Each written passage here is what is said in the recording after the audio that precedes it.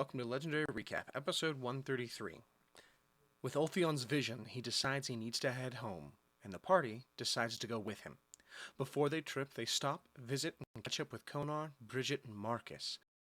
After teleporting to Ulthion's home, he decides to leave the majority of the party at his home estate. Deciding to take Trin with him, to meet with the Council of Incendia, and tell them of the changes and updates and addresses you, Ulthion. Ulthion Amadir, you come back to us from Gwinnett and from the human capitals and the lands. Here now, tell us what information you have gathered on this current state of war and affairs in Gwinnett. Gwinnett is in turmoil, my premier. So you hear some kind of murmuring off to the sides between the different House representatives. All in all, again, there's only about 12 of them that have been pulled into Parliament, but some murmuring and some discussion off to the sides. Their tombs are being hunted for. Ancient dragons of the chromatic origin, those loyal to Tiamat, have been spotted all around Gwinnett and the mainland. Some of the far-reached places like Suon, and some as near as Priat. There was even the sighting of a green dragon, who I believe to be the slayer of Bravam in Ilithia. You get some more discussion off to the sides. The Premier just raises his hands and everybody quiets down. So with this news, what is your official recommendation to the council then? Should Eredor send its support abroad, even under such dire threats as the resurfacing of the Dark Elves and the possibility of movement of their fleets, an invasion of our northern territories and islands? Ortholon is preparing its defenses and the Phoenix Gate is being reinforced as we speak.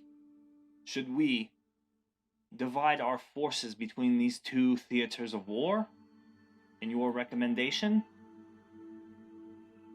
Great Council, it is my recommendation that we must declare immediate action upon the cult of domination and against the followers of Takesis. Ulthion is approached by his mentor at the end of the meeting, and is asked to meet him at his temple to discuss things. He decides to take Trin with him to the temple, and Trin sees a familiar face. So as you enter the temple, one of the acolytes, you pretty much know your way through the temple. You've been there dozens of times. He directs you to the High Cleric's private chambers. Once outside, it's just a couple of more minutes waiting patiently before the High Cleric arrives and opens the door. When the door opens, there's already somebody inside. Trin recognizes this individual immediately. What? This is